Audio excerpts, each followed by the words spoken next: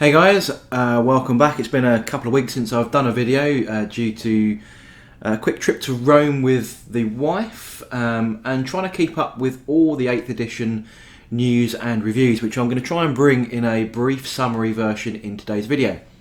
So we are officially all aboard the 8th edition hype train at Old Average Brick Gaming. I'm very excited from what I can see so far.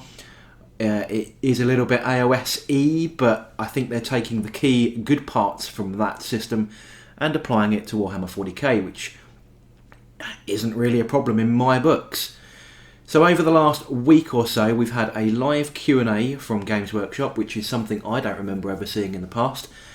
So that was done by Pete Foley and Andy Smiley from the studio and the guy behind the new rules, which is great. So the way I'm formatting this video is I'm going to cover the brief summary really in no particular order for the Q&A, but I'm just going to go through the main points that were raised in the Q&A. And then towards the end of the video, I am going through our traditional move, psychic, shoot and charge phase with some of the key points that have come out from the Warhammer 40k community website. So that's going to include some stat lines and so on. Anyway, what I'll do is I'll leave this running so that you can read this. I'm not going to read it to you. I'm sure you're not children. And then come back to you when we cover into the more specific areas of the game phase.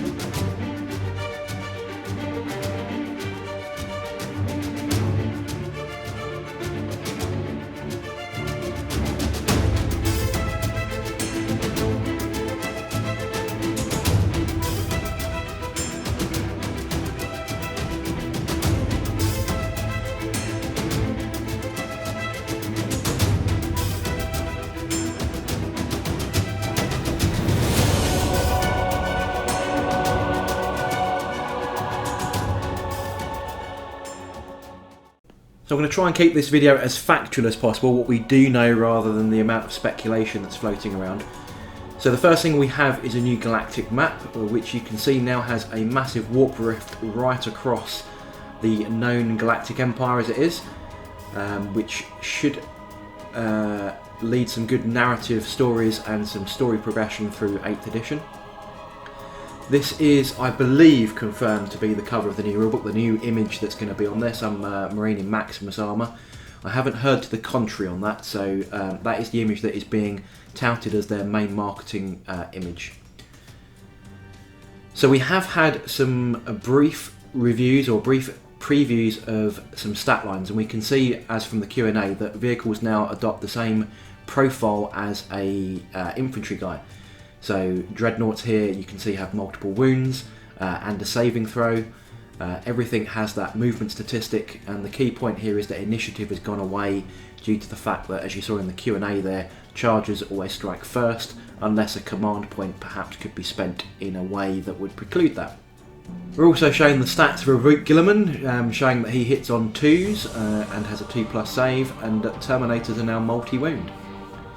So let's move into what we know about the movement phase then. So every model has that variable move stat of different distances. We know we can fall back from combat at the cost of advancing, shooting and charging, and we know that advancing now is combining the run element that used to be in the shooting phase into the movement phase. Pretty much all we know on that so far. Psychic phase has had a bit of an overhaul so that we don't now have a giant pool of dice on psychic heavy armies and then piling all of those points onto your super powerful psychers with all the nasty powers. It's now each psyker is activated and casts his own spells. Shooting, we've had some modifications to the shooting. We now know that we have a fixed to hit roll, which wasn't really any different to before, to be honest.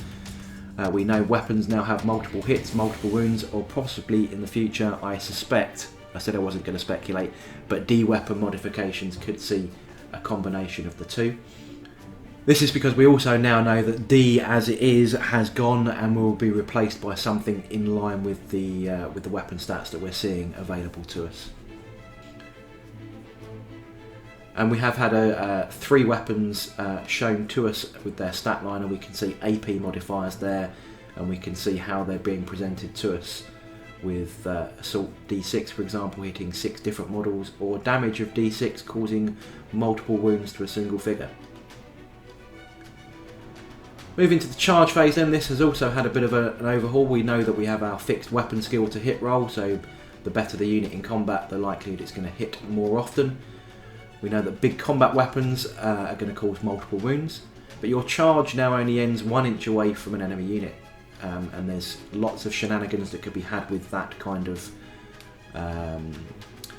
mechanic, especially with the 3-inch piling move, where we can now engage units you didn't declare against, which would prevent them from overwatching you, but you can then engage and tie them up for a round of combat.